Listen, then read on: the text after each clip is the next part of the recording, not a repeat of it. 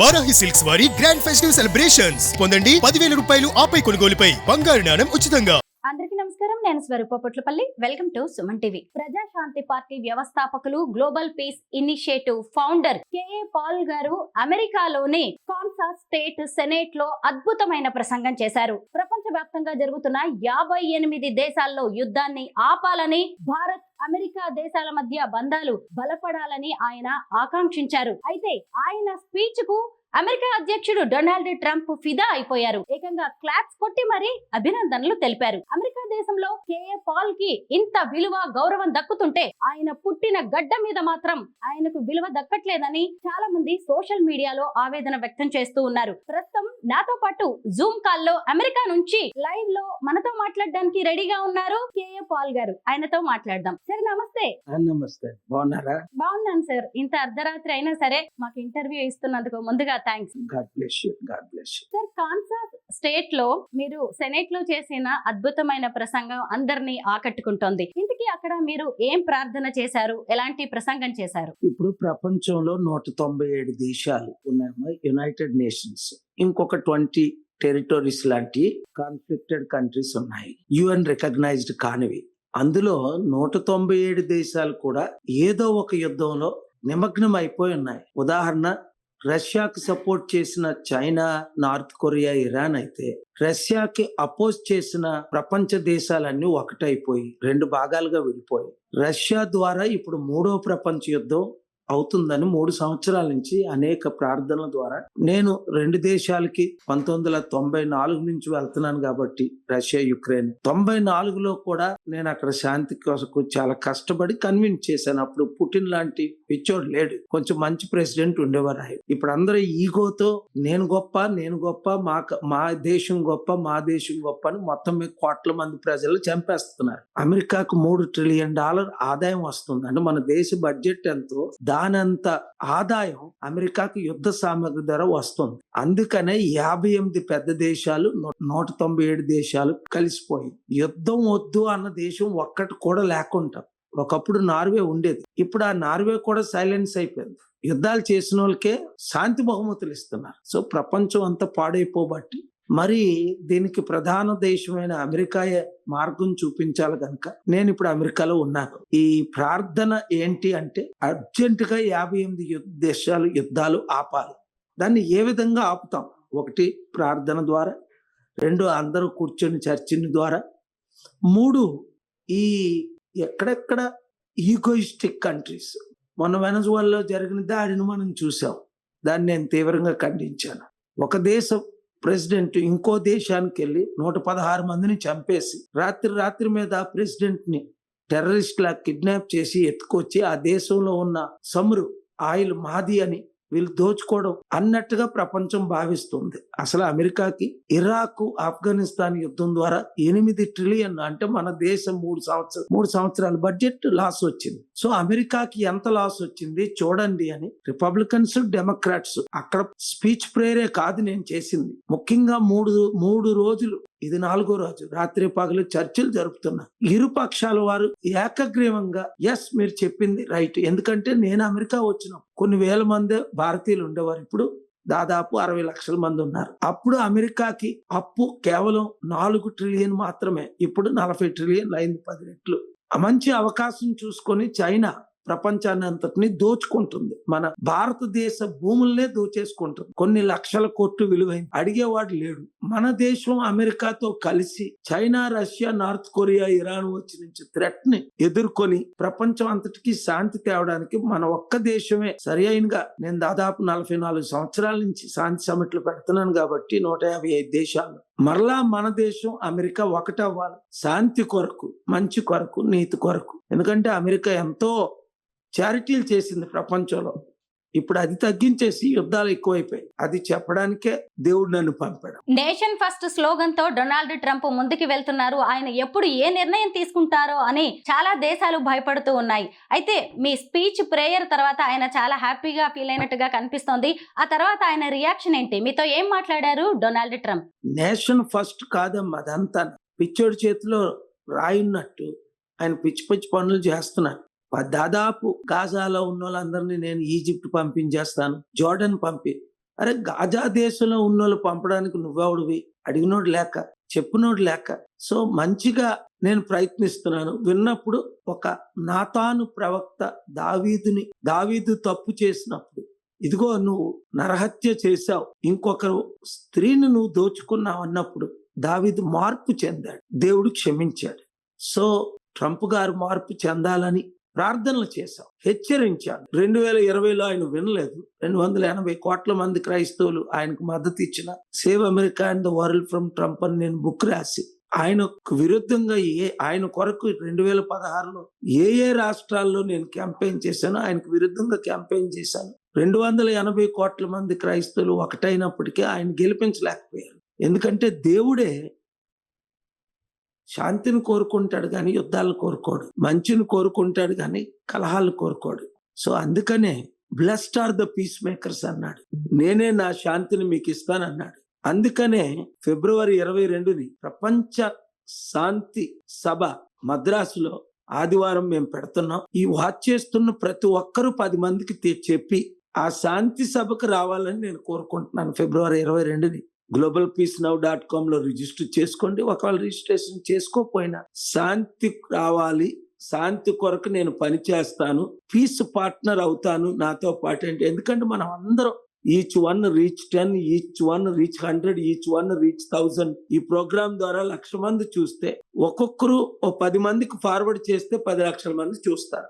మన దేశమే ఈ రోజు శాంతి లేకుండా అయిపోయింది. హిందువుల మధ్య, ముస్లింల మధ్య, క్రిస్టియన్ మధ్య చిచ్చులు పెడుతున్నారు. అది కాకుండా మన దేశాన్ని మనం కాపాడుకుంటూ 200 దేశాలని కాపాడడానికే నేను 44 సంవత్సరాలుగా ఈ రోజు నేను ఈ అమెరికాలో ఇచ్చిన స్పీచ్ ఇంతకు ముందు 14 లక్షల 17 లక్షల ముందు స్పీచ్లు ఇచ్చాను. గత 6 అమెరికన్ ప్రెసిడెంట్లు నా శాంతి సభలు అటెండ్ అయ్యారు. 3 డెమోక్రాట్స్, 3 రిపబ్లికన్స్. సో శాంతినే మనం కోరుకోవాలి.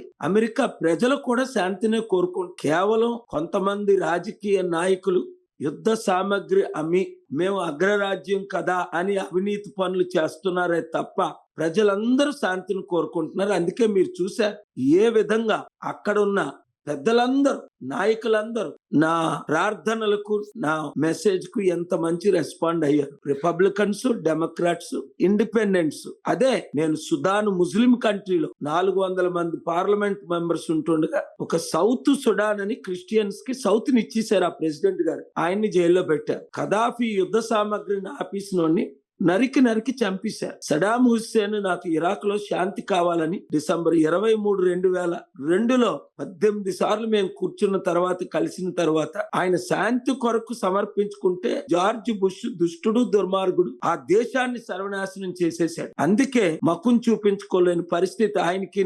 ఇంకా దారుణమైనోడు UK prime minister Tony Blair. మొన్న హైదరాబాద్ వస్తుంటే నేను తీవ్రంగా ఆయన రాకూడదని ఖండించి ఆపాను. ఎందుకంటే ఆయనకి నాకు ఒకప్పుడు మంచి సంబంధాలు ఉన్నప్పటికీ ఇరాక్ యుద్ధం చేయడంలో number 1 George bush, number 1 Tony Blair, వీళ్ళిద్దరూ గజ దొంగలు, తోడు దొంగలు, దుర్మార్గులు. కోట్ల మందిని, లక్షలు కాదు, సర్వనాశనం చేసినాడు. సో అలాంటి వారిని శాంతి బహుమతి అడుగుతాడు. ఈ శాంతి బహుమతులు ఇచ్చిన వాళ్ళకి కూడా బుద్ధి లేదు. యుద్ధాలు చేసిన వాళ్ళకి శాంతి బహుమతులు ఇస్తారు, శాంతిని కోరుకున్న వాళ్ళని శాంతిని పట్టించుకోరు. అందుకనే మన దేశం, ముఖ్యంగా మన తెలుగు ప్రజలు 15 కోట్ల మంది ఉన్నాం. 200 దేశాలు. తెలంగాణలో 4 కోట్లు, ఆంధ్రాలో 6 కోట్లు, దేశమంతా ఇంకో 3-4 కోట్లు, ప్రపంచమంతా ఇంకొక 1-2 crores. మన 15 కోట్ల ప్రజలు ఈచ్ వన్ రీచ్ 10. రోజుకి ఒక్కరిని రీచ్ అయినా 10 రోజుల్లో 10 మందిని. ఏంటి message? Good is more powerful than evil, truth is more powerful than life, love is more powerful than hatred, follow the prince of peace. కులాలకు, మతాలకు అతీతంగా. ఎందుకంటే యేసు ప్రభు హిందూ కాడు, ముస్లిం కాడు. అందుకనే లాస్ట్ ఇయర్ క్రిస్టియన్ కాదు. ఆయన కులాలకు, మతాలకు అతీతంగా దేవుడే మానవ రూపంగా వచ్చి మన అందరి కొరకు ప్రాణం పెట్టి 3వ దినాన్న చనిపోయి తిరిగి లేచి 40 దినాలు అందరికీ శాంతిని ప్రకటించి, కులాలకు, మతాలకు అతీతంగా మీరు మతంలో జనాలు చేర్చుకోకండి, మార్గాన్ని చూపించండి అని చెప్పబట్టే ఈ రోజు 850 కోట్ల ప్రజల్లో దాదాపు 800 కోట్ల మంది ఆయన్ని ఒక గొప్ప రక్షకుడుగా, దేవుడుగా చూస్తున్నారు, ఎవరో ఎక్స్ట్రీమిస్ట్ తప్ప.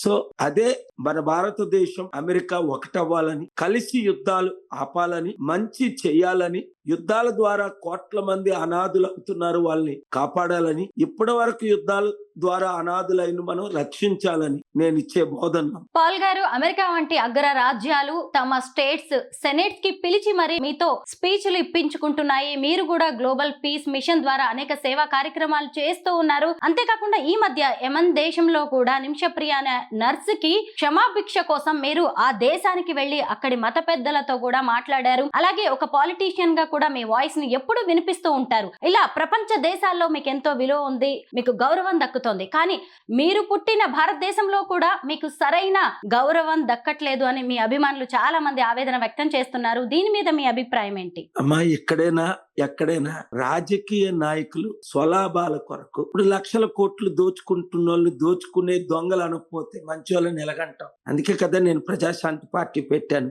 కేవలం మా కుటుంబమే బాగుపడాలి, నా చుట్టుపుట్లు ఉన్నవారే 100 మంది బాగుపడాలి అన్నోళ్ళు ఏం చేశారు?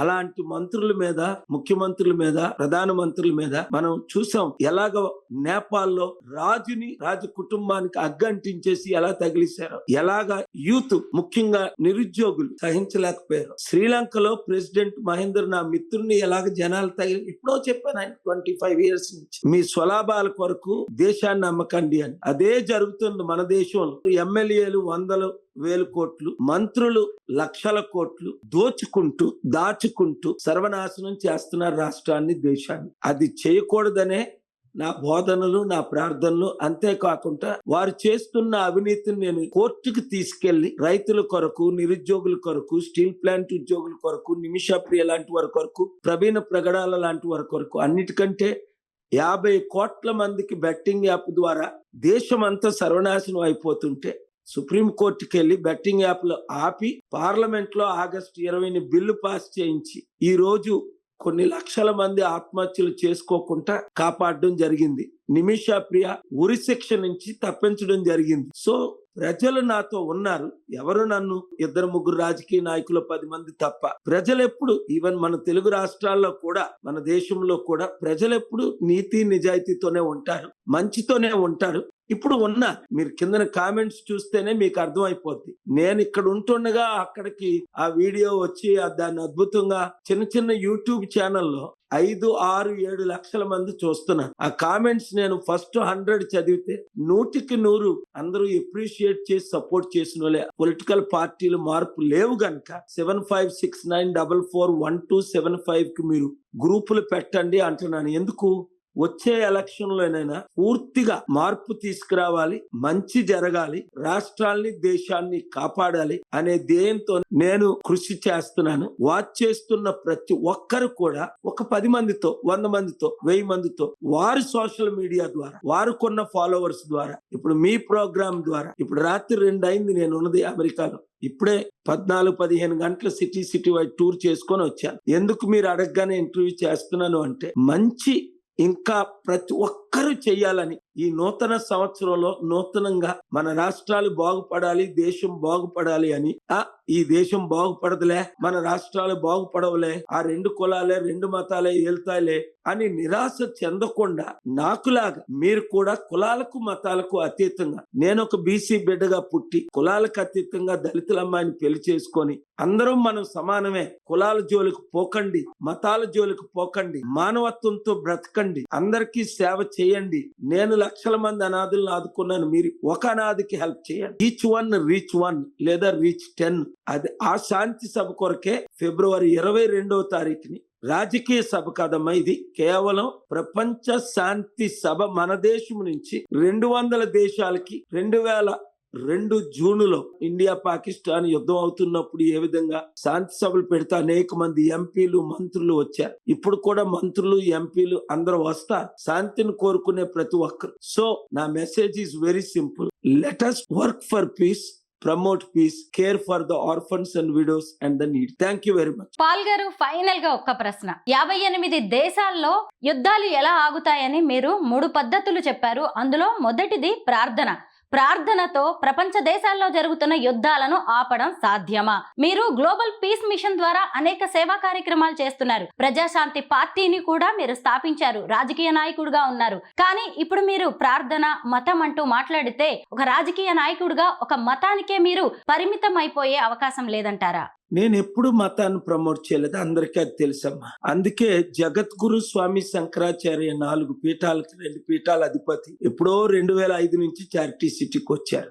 RSS చీఫ్ ఇప్పుడు ఉన్నవారే కాదు, భాగవత్ గారు, ఇంతకు ముందు ఉన్న సుదర్శన్ గారు కూడా, రామ్లాల్ గారు ఏంటి, పెద్దలు ఎంతో మంది నా శాంతి సభలకు వచ్చారు, నా ఆశీస్సులు తీసుకున్నారు. వారు హిందూ మతంలోనే ఉంటున్నారు. ముస్లిం మొలనాస్ జూన్ 21 ఢిల్లీలో నేను పెట్టిన మీటింగ్ కి Hindu head, Muslim head, Buddhist head, Sikh heads, Jain heads, Christian heads, Catholic heads, Jewish head, మొత్తం దేశ ఆసియాలో ఉన్న యూదులందరికీ ఆయన హెడ్. ఎందుకు వచ్చారు? నేను ఒక మతాన్ని ప్రమోట్ చేస్తే 6 నెలల క్రిందట జూన్ 21 పెట్టిన నా ఇంటర్ రిలీజియస్ సమిట్ కి వీళ్ళు రారు కదా. 20 సంవత్సరాల క్రిందట వచ్చిన వాళ్ళు మరలా ఇప్పుడు వస్తున్నారు. ఎందుకు?